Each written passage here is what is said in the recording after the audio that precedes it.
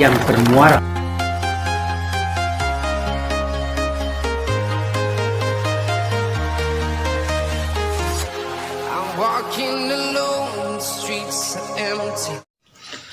Assalamualaikum warahmatullahi wabarakatuh. Adik-adik sekalian yang berbahagia, pada pertemuan ke-11 ini kita melanjutkan materi yang kemarin yang sudah saya jelaskan. Yang pertama adalah bentuk pasar persaingan sempurna, kemudian pasar monopoli, dan kali ini adalah pasar oligopoli. Jadi oligopoli ini adalah lawan dari pasar persaingan sempurna. Kalau pasar persaingan sempurna itu adalah penjual banyak dan pembeli banyak. Nah, kali ini oligopoli itu beberapa penjual dan pembeli banyak.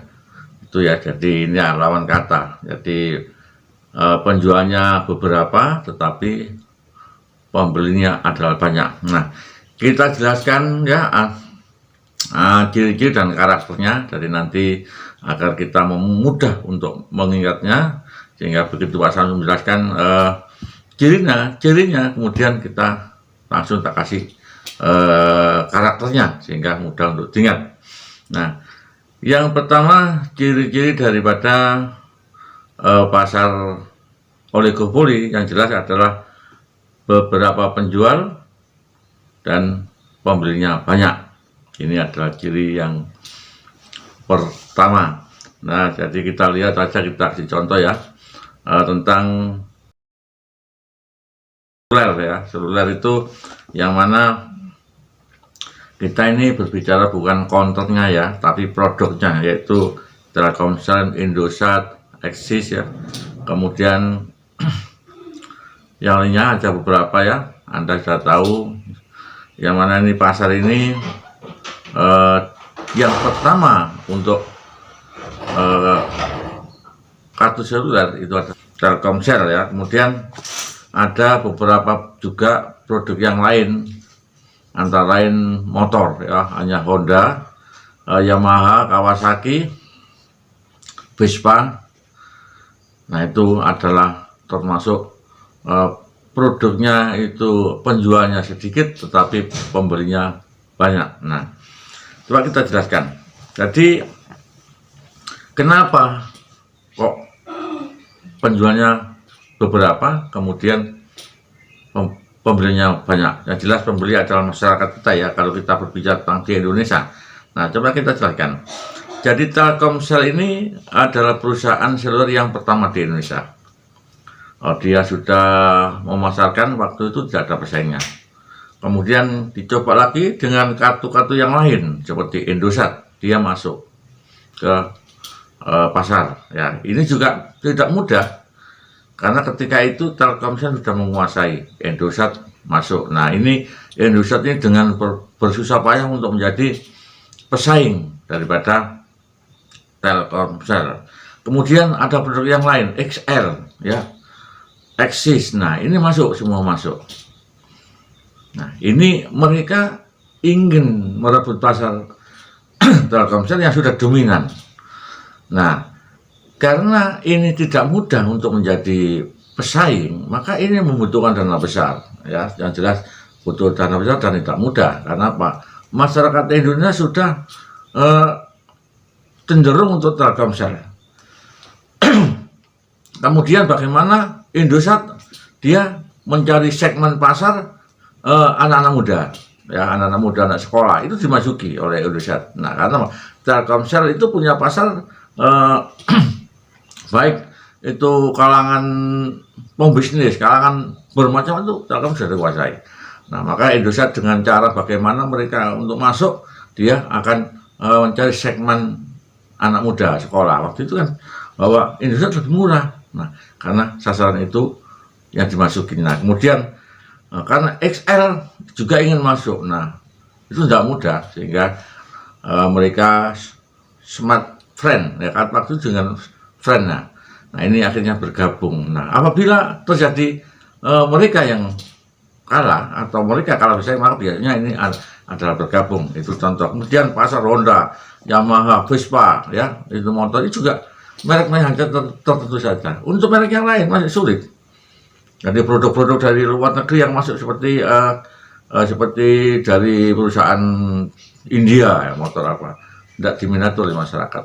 Ya, yang di banyak Honda dan Yamaha ini ada pasar yang menguasai, terutama Honda. Sama tadi kalau Telkomsel itu dia menguasai pasar. Nah, kemudian kalau di yang lain motor adalah Honda. Ini yang saya lihat dalam grafik penjualnya. Kemudian karakternya lain adalah barangnya sifat homogen. Ya, homogen. Satu jenis. Kalau kartu seluler, sepeda motor, nah itu ya. Tetapi sifatnya terdiferensi. Ya. Itu kemudian penjual masuk sulit. Ya, jadi cirinya adalah penjual baru masuk sulit. Yang tadi saya sampaikan, tidak mudah untuk oligopoli ini karena mereka adalah perusahaan-perusahaan raksasa dalam menguasai pasar. Kemudian karakter adalah iklan ini penting. Jadi iklan mereka dalam menjual produk-produknya selalu mengutamakan iklan. Ya, kalau Anda tahu iklan Telkomsel itu di mana-mana, baik itu di YouTube, baik itu di media sosial, di Facebook, itu terus gencar terus dalam menyampaikan produk-produk baru agar itu termasuk inovasi terus agar mereka laku, mereka akan mempertahankan pasar itu ya. Kemudian antar perusahaan saling mempengaruhi yang tadi saya sebutkan, satu perusahaan satu dengan perusahaan yang lain ini sangat mempengaruhi. Mereka harus mengeluarkan kalau Honda mengeluarkan produk model-model baru dengan kualitas baru ya, dengan Yamaha ini saling bersaing terus. Karena apa? Mereka ingin mempertahankan pasar sehingga antara perusahaan saling gencar untuk inovatif agar tetap disukai oleh pasar atau pembeli. Kemudian yang kelima adalah inelastis dalam jangka panjang. Artinya apa? Artinya inelastis begini. Jadi tidak peka terhadap harga. Artinya jadi begini. Tadi saya sebutkan ya, bahwa Telkomsel ini tidak terpengaruh dengan harga. Karena kita sudah fanatik ya, seperti saya ini fanatik ya. Jadi saya tidak pernah punya nomor selain Telkomsel. Karena apa? Di mana-mana bisa dijangkau. Itu menurut saya. Menurut yang lain tidak. Saya suka ini karena harganya mungkin lebih murah. Nah, Telkomsel itu sudah inelastis. Dia tidak terpengaruh. Walaupun harganya mahal, tetap pembeli akan fanatik untuk membeli itu. Karena apa? Mereka selalu menjaga servis dan pelayanannya. Ya, jadi itu ciri-ciri diantaranya adalah pasar oligopoli. Kemudian price maker. Jadi ini price maker ini ada cirinya.